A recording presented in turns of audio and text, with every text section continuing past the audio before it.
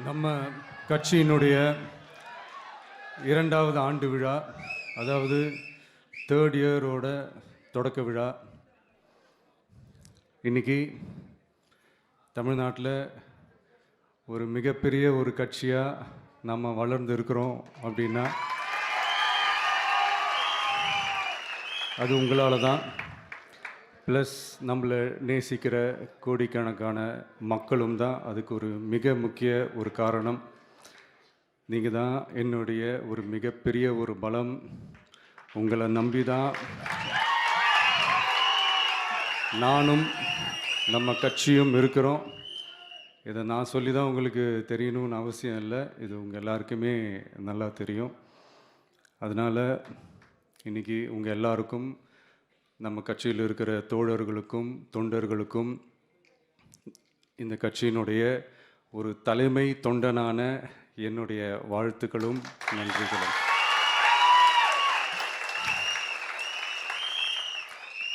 அப்புறம் என்ன, மைக்கை பிடிச்சாச்சு, வெடியை கொளுத்தி போட்டுருவோமா?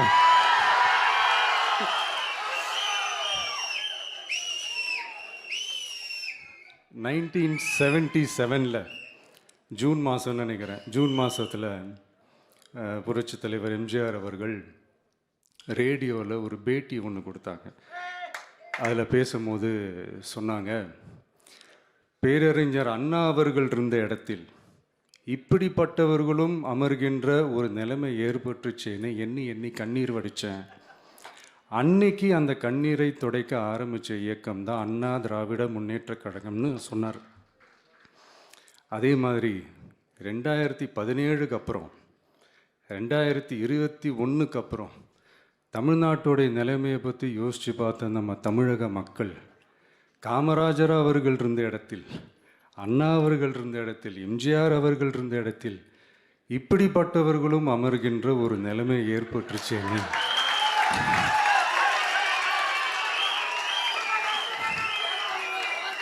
தமிழக மக்கள் கண்ணீர் வடித்தாங்க.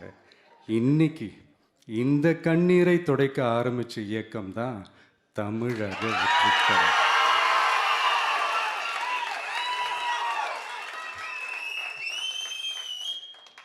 இப்படியெல்லாம் நம்ம பேசுறதுனால கண்டிப்பாக சில பேர் கொந்தளிப்பாங்க. அது பற்றிலாம் நம்ம கவலைப்படக்கூடாது, ஏன்னா கொந்தளிக்கிறது தான் அவங்களுக்கு வேலையே. புரிஞ்சுங்களா அவங்களுக்கு?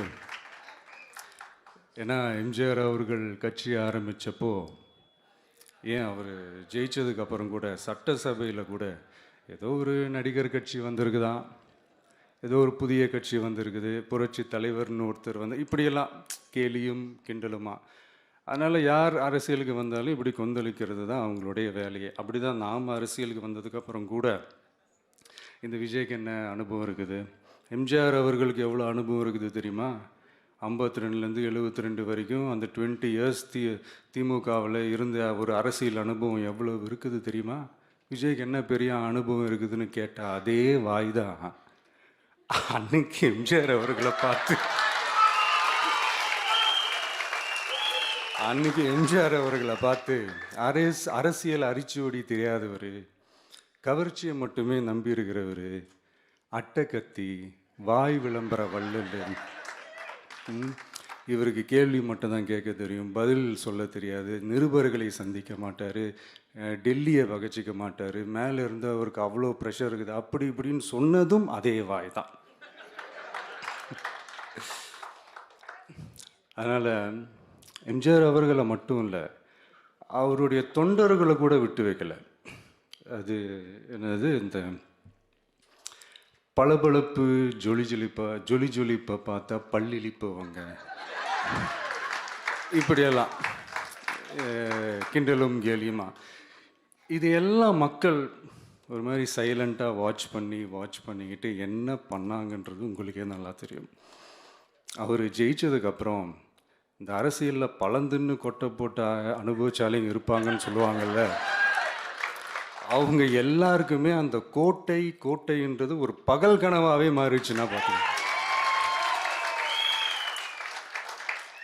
77 மாதிரியே இப்போவும் அந்த பழைய தேஞ்சி போன, துருபிடிச்சி போன, நஞ்சு போன அதே அந்த பழைய வெப்பனையும் இப்போவும் கையில் எடுக்கிறாங்க. அதனால் மை டியர் ஜென்டில்மேன், டெக்னாலஜிலாம் வளர்ந்து வேற எங்கேயோ போயிட்டுருக்கு. அட்லீஸ்ட் உங்கள் டெக்னிக்கையாவது கொஞ்சம் மாற்றுங்க பாஸ்.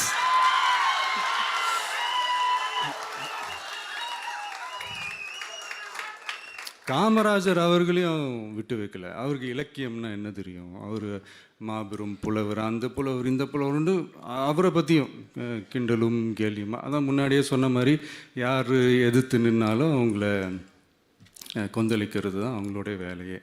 ஸோ இப்படி அவங்க பண்ணுற தப்பெல்லாம் நம்ம எடுத்து சொன்னால், அவங்க பண்ணுற அட்ராசிட்டியை பற்றி நம்ம எடுத்து சொன்னால், அவங்க பண்ணுற அந்த ஊழலை பற்றி தான் நம்ம எடுத்து சொன்னோம். முக்கியமாக நாம் அதை எடுத்து சொன்னால் 50 வருஷத்துக்கு முன்னாடி இருக்கிற அதே தகர டப்பாவை எடுத்து உருட்ட ஆரம்பிச்சிருவாங்க.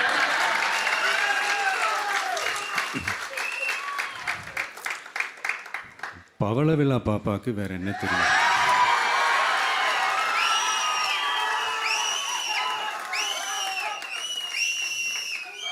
பழைய டப்பாவை உருட்டதானே தெரியும். அதுக்காக நாம் அவங்க பண்ணுற தப்பெல்லாம் சொல்லாமல் வெளியே சொல்லாமல் இருக்க முடியுமா? சொல்லுவோம், சொல்லிக்கிட்டே இருப்போம். நம்மளை தவிர யார் அவங்கள ஏற்று நின்று கேள்வி கேட்கறது? யாருக்கு அந்த தில் இருக்குது?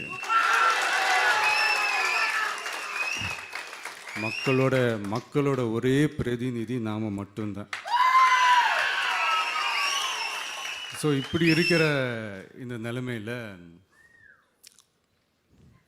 இன்னைக்கு இந்த டிஜிட்டல் உலகத்தில் திருவள்ளுவர் இருந்திருந்தாருன்னா இந்த தீய சக்தியை பற்றி என்ன திருக்குறள் எழுதியிருப்பார்? ஒரு கற்பனையா, அநீதி, அராஜகம், தில்லுமுள்ளு இவையெல்லாம் திமுக முதற்றே உலகு.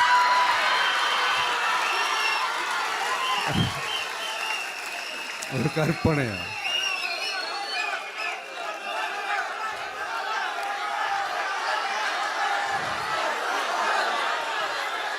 அநீதி, அராஜகம், தில்லுமுள்ளு இவையெல்லாம் திமுக முதற்றே உலகு.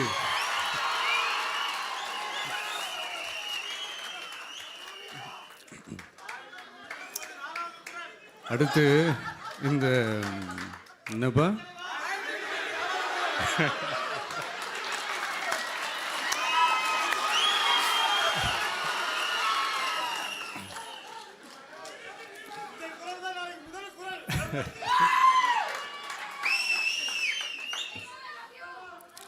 அடுத்து இந்த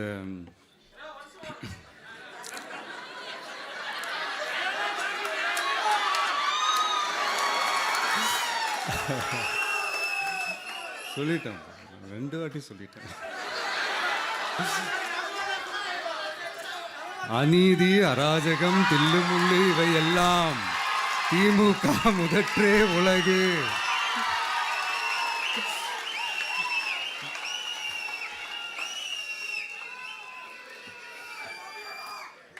அடுத்து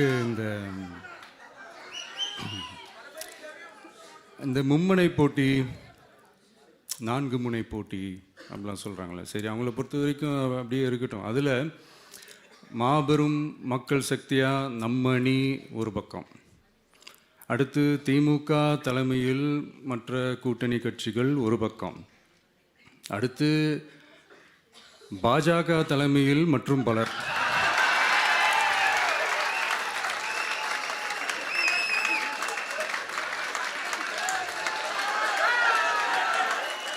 என்னப்பா சிரிக்கிறீங்க? உண்மையை தானேப்பா சொன்னேன்.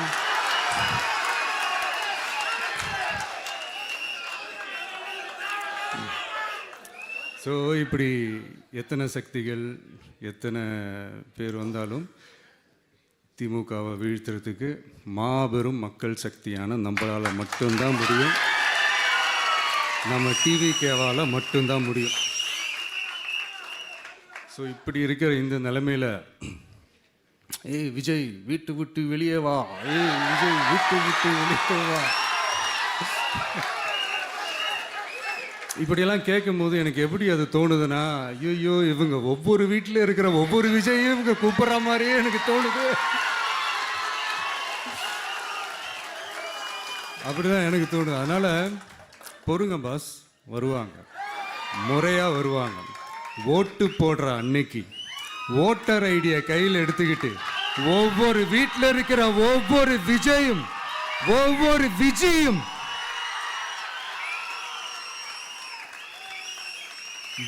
பூத்தா காலையிலேயே வந்து நிப்பாங்க பாருங்க. அன்னைக்கு தெரியும் பாருங்க, ஏண்டா இந்த விஜய கூப்பிட்டோம்னு.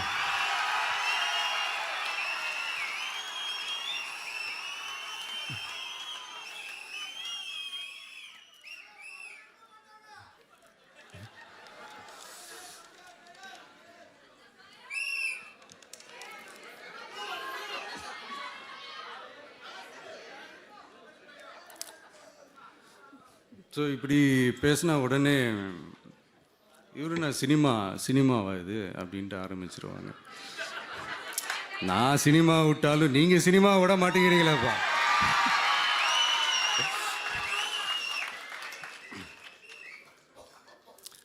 அப்புறம் இன்னொரு ரீசெண்டாக அந்த ஒரு விஷயம்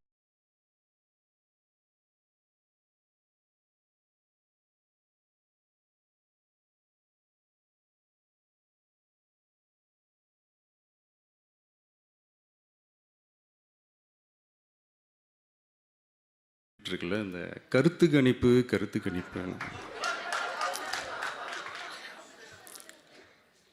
அதில் நிறைய பேர் உண்மையான கருத்து கணிப்புலாம் சொல்கிறாங்க. அதையும் நான் தப்பு சொல்லலை. சில பேர் கடுப்பில் விட்ட கணிப்பாகவும் இருக்குது. அதையும் நான் தப்பு சொல்லலை. இந்த கடுப்பில் விட்ட கணிப்பாளர்களுக்கு நான் சொல்லிக்கிறது என்னென்னா, ஒவ்வொரு ஊராக தெருவா வீடு வீடாக போய் நீங்கள் அந்த கருத்து கணிப்பு எடுத்து பாருங்கள். ஒவ்வொரு வீட்லேயும் டிவிக்கு இருக்கிறத நீங்கள் பார்ப்பீங்க.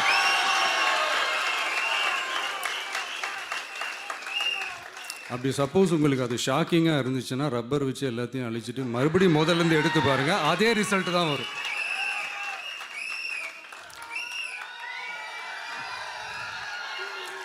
இது என்னப்பா லாஜிக்கு, அது எப்படி எல்லார் வீட்லேயும் டிவிக்கு இருக்கும் அப்படின்னு நீங்கள் கேட்டிங்கன்னா, ஒரு சின்ன சாம்பிளுக்கு ஒரு சின்ன டெஸ்ட் ஒன்று பண்ணி பாருங்களேன். நம்ம சிஎம் சார் இருக்காங்கள்ல, ஸ்டாலின் சார், ஒரு 2 இயர்ஸ் பேக் இருக்கும்னு நினைக்கிறேன். ஒரு மேடையில் பேசும்போது சொன்னாங்க, இந்த மாதிரி என்னோட கட்சிக்கு அவங்களுடைய கட்சிக்காரங்க சில பேர் பண்ணுற அட்ராசிட்டி, ஒரு சில மந்திரிகள் பண்ணுற சில அட்ராசிட்டிஸ்லாம் பார்த்து ராத்திரியில் எனக்கு தூக்கமே வரமாட்டேங்குது அப்படின்னு ஒரு 2 இயர்ஸ் பேக் இருக்கும்னு நினைக்கிறேன். அந்த வீடியோ கூட இருக்குது. அப்படி இருக்கிற அவர் என்னைக்காவது ஒரு நாள் அசந்து தூங்குவார்ல, அப்போ அவர்கிட்ட போய், சார்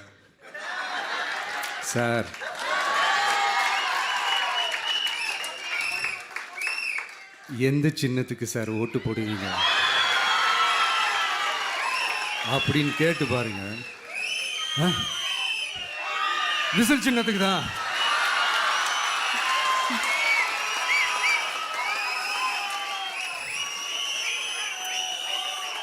தூக்கத்தில் இப்படி டப்புன்னு எழுப்பி கேட்டால் டப்புன்னு உண்மையை போட்டு உடைச்சிருவாங்க. அதுக்கு சொன்ன அப்படி இருக்கிற இந்த நிலைமையில் டிவிக்கு வந்து சிட்டியில் தான் இருக்குது, டவுனில் தான் இருக்குது, வில்லேஜ் சைட்லலாம் இல்லை அப்படின்னு சொல்கிறவங்களுக்கு இந்த மாதிரி சில டெஸ்டெல்லாம் பண்ணி பாருங்கள், தெரியும்.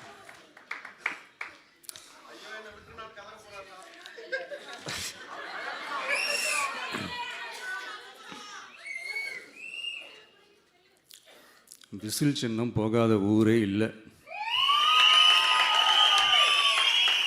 விசில் சின்னம் எங்கெல்லாம் இருக்குதோ அங்கெல்லாம் டிவிக்கே இருக்குதுன்னு அர்த்தம். என்னுடைய அம்மா, அக்கா, தங்கைகள், அண்ணன், தம்பிகள் டிவிக்கேக்கு ஓட்டு போடுறத யாராலையும் தடுக்க முடியாது.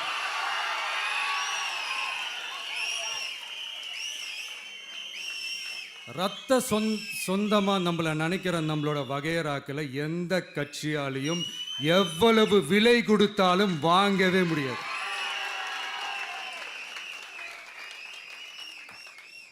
நான் ஓவர் கான்ஃபிடென்ஸில் பேசுகிறேன் அப்படின்லாம் நினைக்காதீங்க. இதுதான் கள நிலவரம், கள யதார்த்தமும் இதுதான். தீய சக்தியை வீழ்த்துறதுக்கு தூய சக்தியான நம்மளால் மட்டும்தான் முடியும். இந்த 2026 சட்டமன்ற தேர்தலில் டிவிக்கே தான் மக்களோட ஒரே ஆப்ஷன். Otherwise no diversion.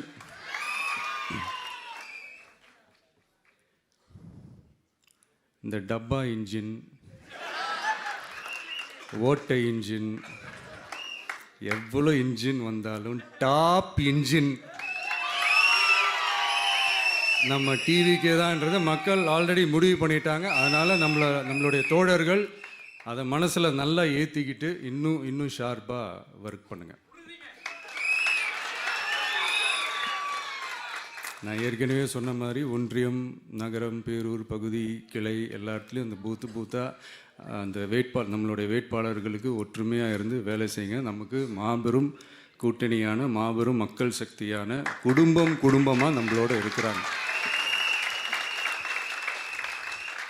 இன்னொன்று அன்றைக்கி நான் சொன்ன மாதிரி நம்மளுடைய விசில் சின்னத்துக்கு ஓட்டு போட வைக்கிறது மட்டும்தான் உங்களுடைய வேலை.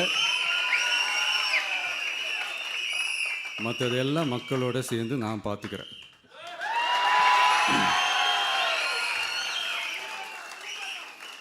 தமிழ்நாட்டோட அரசியலில் த விசில் ப்ளோயர் இஸ் டிவிகே.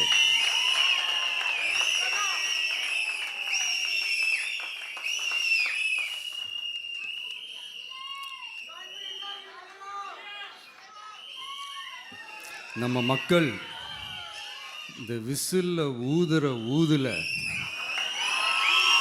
இந்த தீய சக்தியும் இந்த ஊழல் சக்தியும் தெரிச்சு ஓடணும். எப்படி தெரிச்சு ஓடணும்?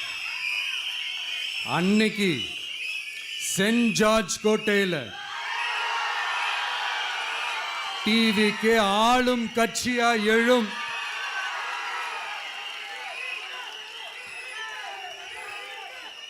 உங்களோட நான் இருக்கேன், நம்மளோட நம்ம மக்கள் இருக்கிறாங்க. இதுக்கு மேலே என்ன வேணும்? கான்ஃபிடென்ட்டா இருங்க, நல்லதே நடக்கும், வெற்றி நிச்சயம். மீண்டும் சந்திக்கும் வரை நன்றி, வணக்கம்.